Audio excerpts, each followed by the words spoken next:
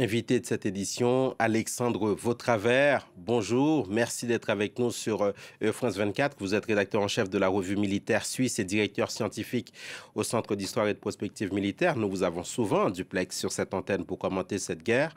On va commencer peut-être par cette opération ukrainienne en Russie. Est-ce que vous, en tant qu'expert, en tant qu'analyste, vous avez été surpris de voir des chars ukrainiens entrer en Russie de cette manière et non pas sous la simple bannière de rebelles russes anti-Moscou?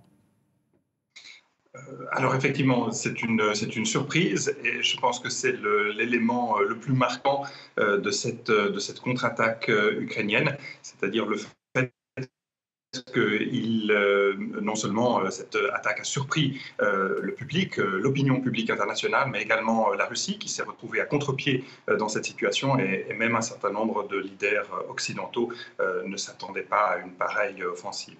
L'Ukraine dit vouloir forcer les Russes à des négociations équitables. Est-ce que c'est un coup de poker, cette opération à Koursk?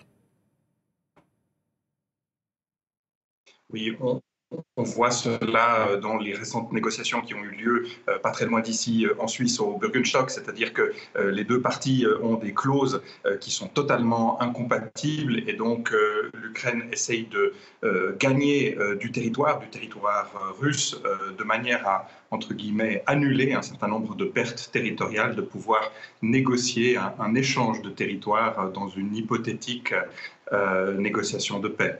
Et justement, ces négociations, on le sait, et vous le rappeliez, Alexandre Vautravers, sont quasiment à l'arrêt depuis 2 ans. Si elles devaient reprendre, ça serait sur quelle base, sur quels termes? Elles ne sont pas tout à fait à l'arrêt. C'est-à-dire qu'il y a, si j'ose dire, les négociations publiques ouvertes, et puis il y a toute une série on parle en anglais de back channels, donc il y a toute une série de discussions qui ont quand même lieu derrière les caméras. Ce que l'on peut dire, c'est qu'effectivement, aujourd'hui, ce dont il est question, c'est quelles sont les clauses sur lesquelles il serait possible de négocier, et en particulier certains échanges de territoires seraient tout à fait possibles. Il a aussi été question au Bürgenstock il y a quelques semaines de toute la problématique humanitaire, de l'échange des prisonniers, disons, de la maintenance d'une certaine correction sur le plan du droit international humanitaire, c'est-à-dire ne pas viser des objectifs ou ne pas viser des populations civiles, de réduire les effets de cette guerre. Donc il y a quand même un certain nombre de négociations qui sont en train d'avoir lieu en ce moment. Alexandre Vautravers, quelle analyse faites-vous de la réponse russe? Pour l'instant, l'armée russe ne semble pas intéressée plus que cela à contre-attaquer, semblant préférer se concentrer sur ce qu'elle fait dans le Donbass, dans l'est de l'Ukraine. Oui, la doctrine russe, c'est effectivement de ne pas renforcer ou de ne pas se porter sur les points du front où cela va mal. Et la doctrine russe stipule plutôt de mettre l'effort principal sur les endroits où cela va bien et où on peut atteindre des objectifs de nature opérative ou stratégique. Donc cela va un peu dans le sens que vous évoquiez. Je dirais dans le même temps, pour le commandement militaire russe, la problématique se présente sous une forme qui est tout à fait mathématique. Vous avez environ 10 000 soldats ukrainiens qui ont accompli, qui ont effectué, qui ont obtenu avec succès à peu près 1000 kilomètres carrés de territoire en Russie. Si l'armée russe devait réduire cette tête de pont, devait se porter, devait concentrer ses forces, déplacer, concentrer des forces et reprendre ce territoire, il faudrait aux Russes environ 3 fois plus de soldats, c'est-à-dire 30, peut-être 40 000 soldats. Cela représente à peu près 10% de toutes les forces russes qui sont engagées en Ukraine aujourd'hui dans le cadre de cette opération militaire spéciale.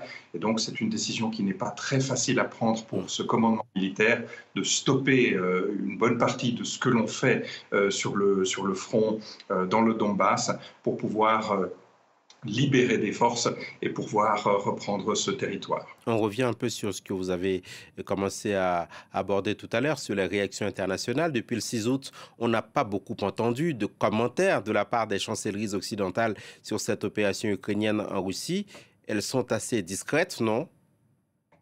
Oui, mais cela a été le cas également lorsque le pont de Crimée a été frappé, lorsque des drones ukrainiens ont frappé un certain nombre d'aérodromes, y compris des bases de bombardiers stratégiques en Russie. Je dirais qu'il y a quand même, semble-t-il, une entente et un soutien tacite de la part des capitales occidentales. Et parallèlement à cela, l'Allemagne vient d'annoncer qu'elle réduit de moitié son aide militaire à l'Ukraine en 2025. Elle invoque des raisons budgétaires. L'Allemagne, c'est le deuxième contributeur, hein, après les Américains.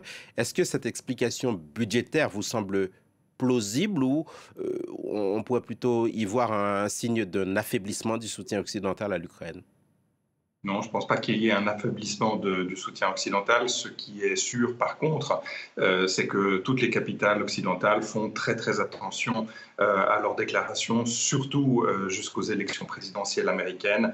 Donc je ne serais pas surpris que effectivement il y ait moins d'annonces ou des annonces beaucoup plus prudentes jusqu'au mois de décembre. Et on peut bien sûr hypothétiquement imaginer la reprise de ces déclarations à partir de janvier. De toute manière, cela ne change pas grand-chose puisque la plupart du matériel qui est en train d'arriver aujourd'hui en Ukraine est le fruit de décisions qui ont été prises il y a 3 mois, 5 mois, 6 mois en arrière. Donc il y a quand même un laps de temps, il y a quand même un décalage entre les déclarations et puis l'acheminement du matériel de guerre. Merci beaucoup, Alexandre Vautravers, d'avoir été avec nous encore une fois sur France 24, rédacteur en chef de la revue militaire suisse et directeur scientifique au Centre d'histoire et de prospective militaire.